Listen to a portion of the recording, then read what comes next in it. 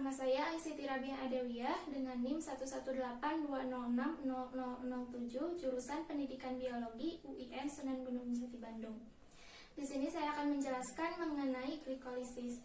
Glikolisis merupakan suatu rangkaian reaksi biokimia di mana glukosa dioksidasi menjadi molekul asam piruvat.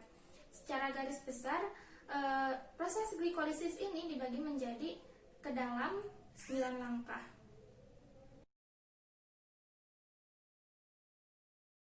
Langkah pertama dari proses glikolisis ini merupakan pengubahan glukosa menjadi glukosa 6-fosfat. Pada langkah pertama ini terjadi proses fosforilasi yang dikatalisasi oleh enzim heksokinase. Nah, fosforilasi ini merupakan penambahan gugus fosfat pada suatu molekul, dalam hal ini merupakan glukosa. Nah, pertama itu atom H yang berikatan dengan karbon 6 pada glukosa ini akan dilepaskan. Atom yang ini dilepaskan, kemudian digantikan dengan atom fosfat. Nah, dari mana atom fosfat ini berasal? Atom fosfat ini berasal dari ATP. Nah, setelah fosfat ini berikatan dengan glukosa, maka ATP berubah menjadi ADP. Yang tadinya adenin trifosfat menjadi adenin difosfat. Nah, kemudian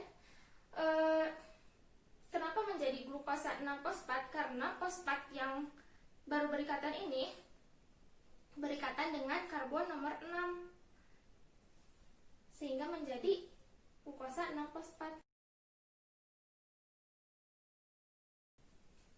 Langkah kedua ini merupakan perubahan glukosa 6-fosfat menjadi fruktosa 6-fosfat. Nah, pada langkah kedua ini terjadi proses isomerasi yang dikatalisasi oleh enzim fosfoglukoisinase. Nah, isomerasi ini artinya suatu senyawa ini memiliki rumus kimia yang sama, tetapi rumus strukturnya berbeda. Nah, bisa dilihat glukosa 6-fosfat dan fruktosa 6-fosfat ini memiliki rumus kimia yang sama, tapi strukturnya ini sama ini berbeda. Glukosa 6-fosfat ini memiliki struktur berbentuk cincin dengan 5 karbon, sementara fruktosa 6-fosfat ini berbentuk cincin dengan atom oksigen dan 4 atom karbon. Pada glukosa 6-fosfat ini merupakan C1, ini C2, ini C3, ini C4, ini C5, ini C6. Sementara pada fruktosa 6-fosfat, C1-nya ini yang ini, C1, ini C2, ini C3, C4, C5, kemudian ini C6. Jadi fosfatnya ini tetap saja menempel pada karbon nomor 6 di glukosa 6-fosfat maupun fruktosa 6-fosfat. Ini apabila digambarkan atom karbonnya ini 1, 2, 3, 4, 5, sementara yang ke-6 itu fosfat, berikatan dengan fosfat.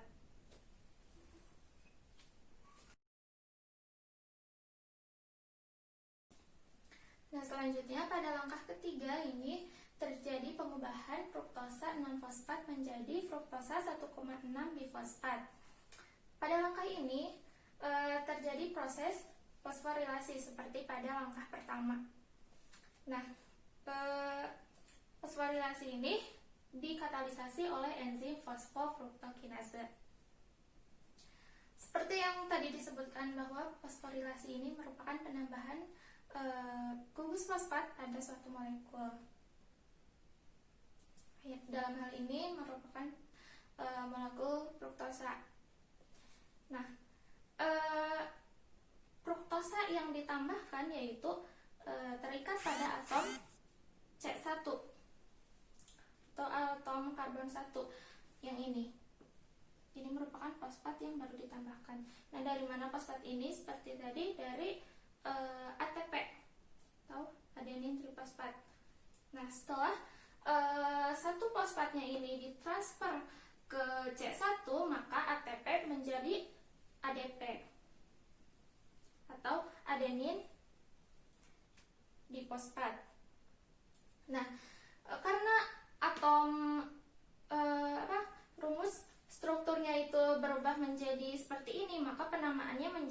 fruktosa 1,6 bifosfat karena fosfatnya ini berikatan dengan karbon nomor 1 yang ini, karbon nomor 1 dan karbon nomor 6. Nah, karbon nomor 6 itu yang tadi dibawa dari fruktosa 6-fosfat yang ini. Tetap sama. Penambahan hanya pada atom karbon nomor 1. Sehingga namanya menjadi fruktosa 1,6 bifosfat. Ini. Fosfatnya itu ada karbon 1 dan karbon 6 ini nih. Nah, karena fruktosa 1,6 bifosfat ini terikat dengan gugus fosfat di kedua ujungnya yang berlawanan, maka fruktosa 1,6 bifosfat siap dipecah menjadi 2 gula dengan masing-masing 3 karbon.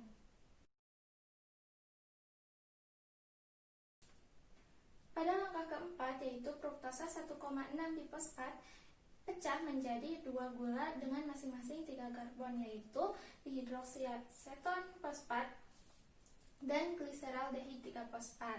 Pemecahan ini dibantu oleh enzim aldose. Nah, ini merupakan rumus struktur dari dihidroksiaseton fosfat, yaitu C1-nya itu yang ini karbon 2, ini karbon 3, ini fosfatnya. Selanjutnya yaitu gliseraldehid 3-fosfat mempunyai struktur seperti ini. Itu karbon 1, ini karbon 2, ini karbon 3, ini fosfatnya. Nah, dihidroksiaseton fosfat dan gliseraldehid 3-fosfat ini isomer satu sama lain. Nah, jadi pada tahap ini dihidroksiaseton fosfat dapat diubah menjadi gliseraldehid 3-fosfat maupun sebaliknya. Ini merupakan reaksi bolak-balik yang dibantu dengan enzim isomerase.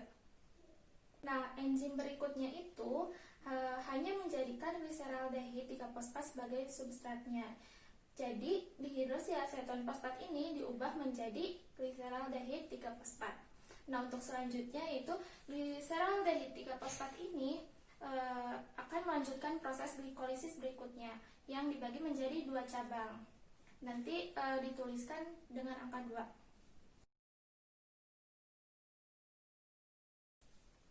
Pada langkah kelima ini, gliseraldehid 3-fosfat diubah menjadi 1,bifosfoglycerat dengan bantuan enzim gliseraldehid 3-fosfat dehidrogenase. Nah, proses yang terjadi yaitu oksidasi dan juga fosforilasi. Nah, enzim ini akan mengoksidasi gliseraldehid 3-fosfat untuk melepas atom hidrogen yang ini. Nah, atom hidrogen yang dilepas ini akan berikatan dengan 2 NAD+. Artinya ini ada 2 hidrogen yang dilepas. Nah, reaksi ini akan produk dari reaksi ini yaitu NADH, 2 NADH. Nah, setelah pelepasan elektron maka akan ada oksigen yang bergabung. Nah, jadi ini oksigen yang bergabung ke atom karbon 1. Nah, selain oksidasi terjadi juga fosforilasi, yaitu penambahan gugus fosfat pada molekul, dalam hal ini yaitu molekul gliseraldehid 3-fosfat. Ini merupakan fosfat yang bergabung. Nah, fosfat ini berasal dari fosfat anorganik yang berasal dari sitosol. Jadi yang sebelumnya kan fosfatnya itu didapat dari ATP. Nah, yang ini berasal dari sitosol sendiri. Nah, struktur ini memiliki penamaan yaitu 1,3 bisfosfoglycerat karena fosfatnya ini bergabung ke karbon nomor 1 dan karbon nomor 3 sehingga 1,3 bifosfoglycerat. Nah, selanjutnya pada langkah ke-6 yaitu pembentukan 3 fosfoglycerat dari 1,3 bifosfoglycerat. Nah, proses ini dikatalisasi oleh enzim fosfoglycerokinase. Reaksi yang terjadi yaitu transfer fosfat. Nah, ini merupakan fosfat yang ditransfer oleh enzim ini. Nah, ditransfernya itu ke ADP. Ini ditransfer ke ADP sehingga menghasilkan produk yaitu ATP. Nah, karena ini kan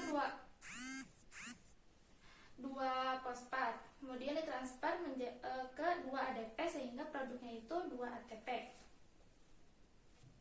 Nah, karena fosfatnya ini sudah ditransfer, maka fosfat yang ada hanya berikatan pada karbon nomor 3. Ini karbon 1, 2, 3. Sehingga namanya itu menjadi 3-fosfogliserat.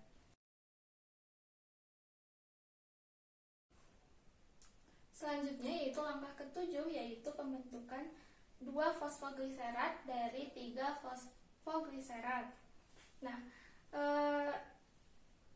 keduanya ini merupakan sama-sama fosfogliserat, namun ada isomerisasi atau relokasi fosfat dari yang tadinya 3 menjadi 2. Nah, isomerisasi ini dikatalisasi oleh enzim fosfogliseromutase. Nah, mula-mulanya atom H yang ini dilepaskan dan berikatan dengan O yang ini. Kemudian P yang ini akan bertukar tempat dengan H. Nah, jadinya seperti ini. P ada di sini, kemudian H yang tadi di sini berikatan dengan O. Sehingga yang tadinya ini P ini dari 3, ini kan C1, ini C2, ini C3. Nah, P yang tadinya di 3 kemudian berubah tempat menjadi di karbon nomor 2, sehingga namanya menjadi 2-fosfogliserat. Itu langkah yang ke-8, pengubahan 2-fosfogliserat menjadi fosfoenolfirupat. Nah, reaksi yang terjadi yaitu dehidrasi. Yaitu dehidrasi artinya pelepasan atom air atau H2O. Nah, dari mana H2O ini? H2O ini diperoleh dari H yang ini, H yang berikatan dengan karbon nomor 2 ini, dan OH dari ini, itu yang berikatan dengan karbon 3. Nah, jadi H reaksinya yaitu H dengan OH menghasilkan 2H2O. Ini dikarenakan ada dua proses yang terjadi.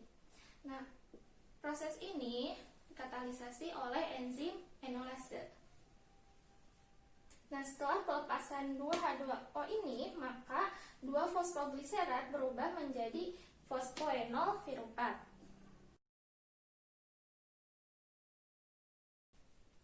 Selanjutnya yaitu langkah yang ke-9, yaitu perubahan fosfoenolfirupat menjadi asam firupat. Nah, reaksi yang terjadi yaitu transfer gugus fosfat, yaitu fosfat yang berikatan dengan karbon yang nomor 2. Nah, fosfat yang dilepaskan ini berikatan dengan ADP. Sehingga karena penambahan fosfat ini ADP berubah menjadi ATP. Karena ada proses, jadi ini ada 2.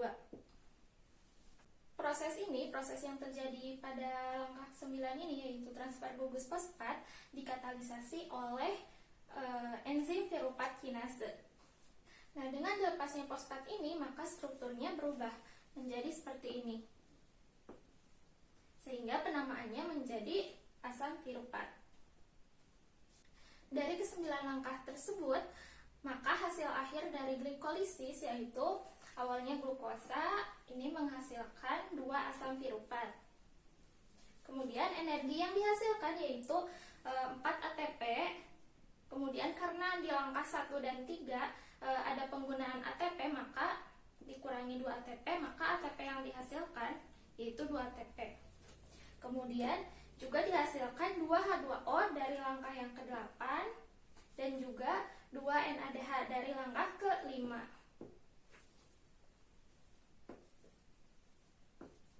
Jadi menghasilkan 2 asam piruvat, 2 ATP, 2 H2O, dan 2 NADH. Sekian penjelasan mengenai glikolisis dari saya.